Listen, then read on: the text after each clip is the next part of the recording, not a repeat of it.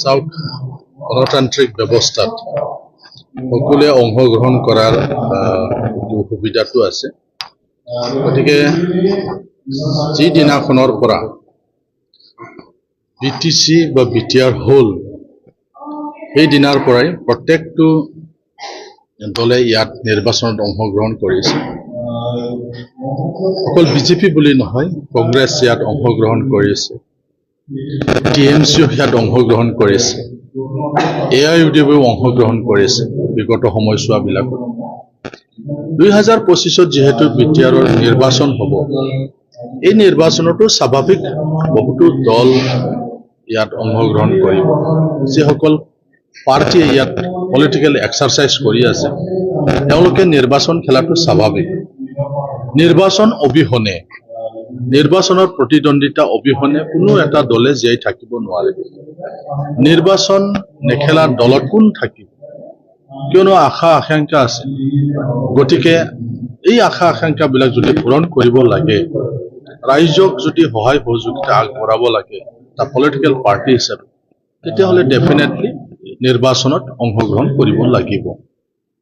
সেইকাৰণে প্ৰত্যেকটো দল, আঞ্চলিক দলেই হওক, ৰাষ্ট্ৰীয় দলেই হওক, তেওঁলোকে সকলোৱে বিচাৰিছে নিৰ্বাচনত অংশগ্ৰহণ কৰাটো। গতিকে 2025 চনত বিজেপিয়ে অকলে খেলিব, কোনোবাও অকলে খেলিব, ক'ৰবা এলায়েন্সো হ'ব পাৰে, এইবিলাক কোৱাটো স্বাভাৱিক। গতিকে এটা দল হিচাপে সকলোৱে এটা আশা কৰি থৈছে যে 40টা সমষ্টিত ইমানখিনিত আমি অকলে খেলিলে ইমান আমি চিট পাম, এলায়েন্সত খেলিলে আমি ইমানটা চিট পাম, এইটো কোৱাটো একেবাৰে স্বাভাৱিক। অস্বাভাৱিক কোনো কথা হোৱা নাই, কোনো দলেও অস্বাভাৱিক চিন্তা চৰ্চা কৰা নাই। স্বাভাৱিকভাৱেই সকলোৱে নিৰ্বাচনক লৈ পেলাই চিন্তা চৰ্চা কৰি আছে আৰু তেনেকৈ তেওঁলোকে কমেণ্ট পাছ কৰিছে। পেপাৰতো বনোৱাৰ কাৰণে যোজা চলাই আছে। চাওক, সংখ্যাৰ ফালৰ পৰা যদি কোনোবা দলে চৰকাৰ গঠন কৰিব পাৰে তেতিয়াহ'লে সেই দলৰ কথা, কাক চিফ বনাব কাক নবনাই সেইটো সেই দলেই নিৰ্ধাৰণ কৰিব। অকলে খেলিলে নিজে চিফ বনাই ল'ব। যদি এলায়েন্সত কৰে তেতিয়াহ'লে ইয়াত আলোচনাৰ মাধ্যমেৰে ইয়াত চিফ বনোৱা হ'ব। গতিকে এইটো এতিয়াই ক'ব পৰা বিষয় নহয়। যদি সংখ্যাৰ ফালৰ পৰা কোনোবা যদি বনায় তেতিয়াহ'লে ইয়াত মানে অস্বাভাৱিক একো নাই।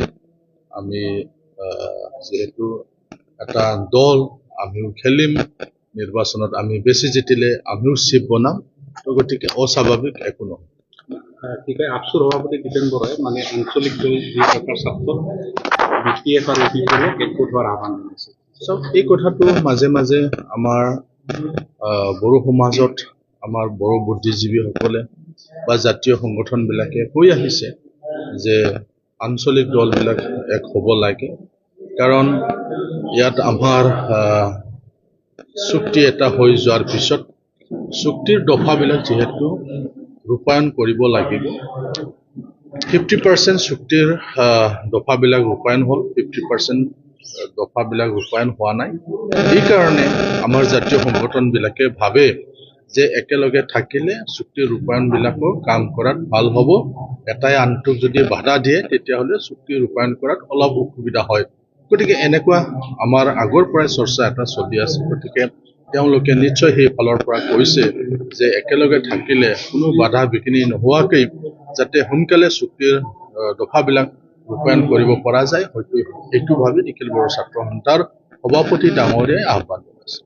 ইউপিপিএলৰ ফালৰ পৰা কি মানে প্ৰেচিডেণ্টৰ যোনটো চাওক, এই কথাটো নতুন কথা নহয়। মই অলপ আগত কৈছোঁ, সময়ে সময়ে আমাৰ জাতীয় সংগঠনবিলাকে আহ্বান জনায়।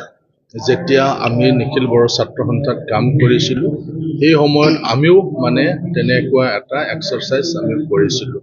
আমিও আহ্বান জনাইছিলোঁ, আমি গোৱাত গৈ পেলাই আলোচনা কৰিছিলোঁ, দিল্লীত গৈ পেলাই আলোচনা কৰিছোঁ। গতিকে এই কথাটো নতুন নহয়। আমি বিচাৰোঁ যে যিহেতু বড়ো সকলৰ এটা চুক্তি হৈ গ'ল আৰু চুক্তিৰ দফাবিলাক যদি ৰূপায়ণ হ'ব লাগে তেতিয়াহ'লে একেলগে কাম কৰাটো বেছি ভাল হ'ব বুলি ভাবে।